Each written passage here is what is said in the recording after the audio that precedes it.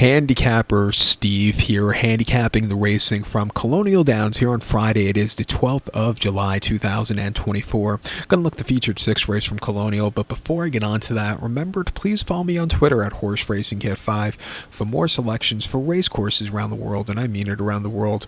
Join me tomorrow for my Diana preview from Saratoga. Excellent card there from the Spa. Also in the UK, you have the July Cup from Newmarket, one of the premier sprint races in the UK and in Europe in general. And also in France, it's Bastille Day, so you have the traditional Bastille Day feature at Longchamp in Paris, the Grand Prix de Paris, so in general, join me for that. And also some great action from Colonial tomorrow with some Arlington Million preview stakes races, so just join me if you're on YouTube for those previews. But let's look at the 6th race from Colonial. I do like that they're running these Friday cards at a little bit of a later post time, 4:30 local post time.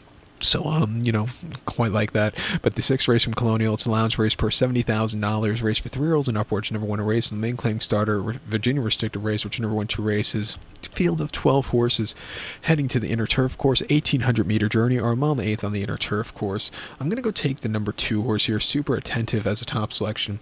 2, 4, 11, 7 in the superfecta. 2, 4, 11, 7 super. Top selection 2 horse Super Attentive. There's 3-year-old Gelding by Kitten's Joy. Mark Cassie trains. Antonio Gallardo gets to mount.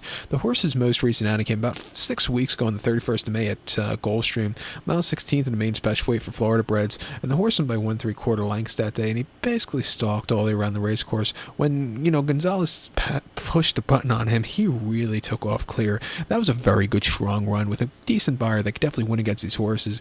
Getting a little extra ground, forwardly paced on this turf course that isn't half bad with the tight turns. I think he could get a trip to win. 2 back in the main special weight at Gulfstream, mile 16th, 4th of May. First start of the season, I do think he needed the race. He finished 4th by a length that day. He had a wide trip throughout, and he just never really got going. It wasn't his day to win. And then the 5th of November at Woodbine, a mile 16th in the main special weight. He finished 6th by 4 1/4 lengths. Another very wide trip. The track was playing towards speed that week at Woodbine. He just was not excelling that day.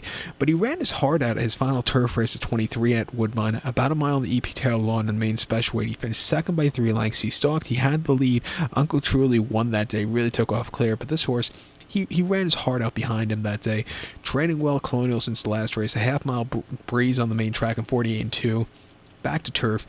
At 4 1, I'm going to give him a shot. I think the 4-horse Typhoon Lagoon for Mark Hassie and Ashton can win also. Was a winner 2 back at Tampa over the mile in the main special weight. Winning by a neck from mid-pack. Really took off clear. Came back against state-bred official 20 at Gulfstream after that on the lawn. Going a mile and 16th where he finished 7th by 8 lengths again. Just kind of hitting the wall that day.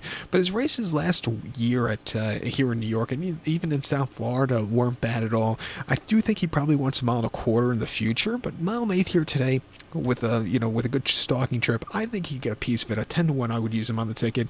And even the 11-horse Breakwater for Shug and Vincent Chaminade hasn't won since 2022, breaking the main here at Colonial quite nicely. His 2 races that summer here weren't bad at all. If you look at some of the horses he's been facing last year and as of recently, those are some tough horses. Also, he had some very wide posture. He's going to overcome a wide posture here today, but I think on the fast ground, forwardly pace, he could win. 8 1, let's use him in the pick 4.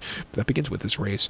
But to recount my selection for the 6th from Colonial, going to take the 2-horse Super Attentive, give kudos to the 4-horse Typhoon Lagoon and the 11-horse Breakwater.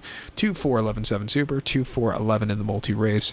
So good luck to all. Please follow me on Twitter at HorseRacingKid5. Good luck, everybody.